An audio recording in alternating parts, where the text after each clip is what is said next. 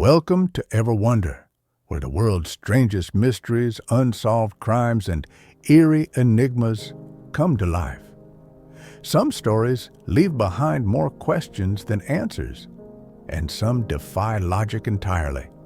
Here, we dive deep into the unknown, uncovering chilling tales that continue to baffle experts and haunt those who dare to listen. Are you ready to explore the unexplained? Then stay tuned, because this is EverWonder, the chilling mystery of the Sodder children disappearance. Christmas Eve, a time of joy, laughter, and togetherness. But for one family, December 24th, 1945, would become a night of unexplainable tragedy and a mystery that has endured for over 75 years. This is the case of the missing Sodder children, an unsolved disappearance that defies logic, raises chilling questions, and leaves us wondering, what really happened that night? The Sodder family, originally from Italy, had built a good life in Fayetteville, West Virginia. George Sodder, a hard-working businessman, and his wife Jenny had 10 children ranging in age from toddler to early adulthood. They were well liked in their community, but George was known for his outspoken political views, particularly against the Italian dictator Benito Mussolini, something that would later play a role in the mystery surrounding his children's fate. The Sodders lived in a 2-story wooden home just outside the main town, where they ran a successful trucking company. They were known as a tight-knit family, with George being a strict 2, yet loving father, and Jenny ensuring their children were well cared for.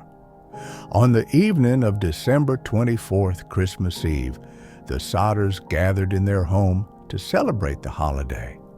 The younger children were ecstatic, playing with the presents they had already received and enjoying the festivities. Around 10 p.m., they asked if they could stay up late to continue playing. Jenny agreed, but reminded them to lock the doors and turn off the lights before heading to bed. She, George, and the 2 eldest sons, John and George Jr., went to sleep, unaware that this would be the last peaceful moment in their lives. Around 12:30 a.m., the phone rang unexpectedly. Jenny, still half asleep, got up to answer. On the other end was a woman with an unfamiliar voice, asking for someone Jenny didn't know. In the background, she could hear strange laughter and the clinking of glasses, as if a party was going on. When Jenny informed the caller that they had the wrong number, the woman abruptly hung up. Shrugging it off as a prank call, Jenny noticed that the lights downstairs were still on and the doors were unlocked. She assumed the children had simply forgotten and went back to bed. Moments later, a loud thump hit the roof, followed by a rolling noise. Jenny paused, but thinking nothing of it, drifted back to sleep. Just an hour later, at around 1 a.m., she awoke again, this time to the smell of smoke. She shook George awake, and they quickly discovered that a fire had broken out in George's office, near the stairway leading to the upper floor. Within minutes, the fire spread rapidly, engulfing the house in flames. George, Jenny, and 4 of their children, Mary and Sylvia, the youngest, just 2 years old, John, and George Jr. managed to escape. But Maurice, 14, Martha, 12, Louis, 9, Jenny, 8, and Betty, 5, were still inside, presumably trapped upstairs. Desperate to save them, George tried to re-enter the house, but the staircase was already consumed by flames.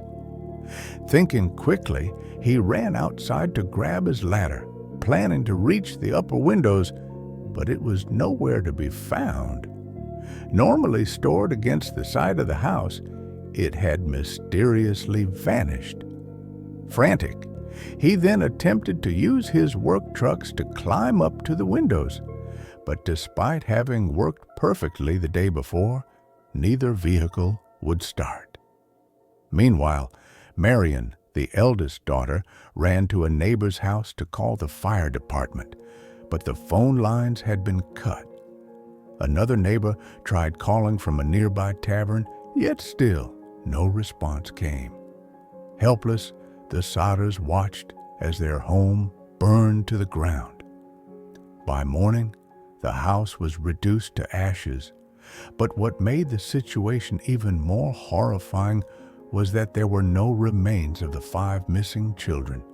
The fire department, which was ironically just 2.5 miles away, did not arrive until nearly 8 a.m., 7 hours after the fire had started. Led by Chief F.J. Morris, the firefighters conducted a brief investigation and quickly ruled that the fire was an accident caused by faulty wiring. They claimed that the blaze had been so intense that it completely incinerated the children's bodies, leaving nothing behind.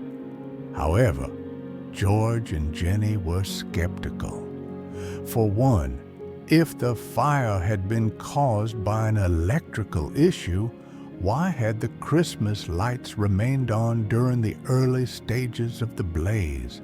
And even more disturbingly, experts later confirmed that house fires do not reach temperatures high enough to completely obliterate bones. There should have been at least some remains. Determined to find the truth, George and Jenny began their own investigation. A local crematorium confirmed their suspicions, stating that even in fires burning at 2,000 degrees Fahrenheit for 2 hours, bones would still remain. This led them to an unsettling conclusion. Their children had not perished. In the fire, they had been kidnapped. Their theory was supported by multiple reports from witnesses who claimed to have seen the missing children in various locations after the fire.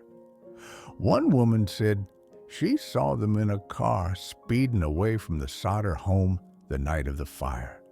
Another claimed to have spotted them at a hotel in Charleston, West Virginia, accompanied by 2 Italian-speaking men and women.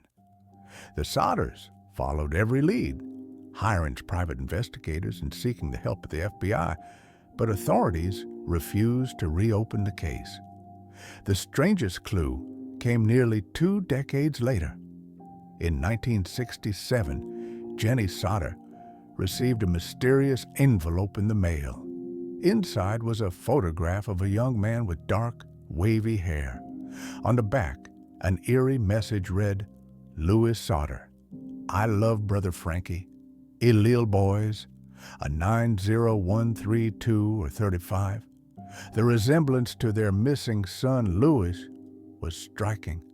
The Sodders hired a private investigator to track down the sender, but he vanished without a trace.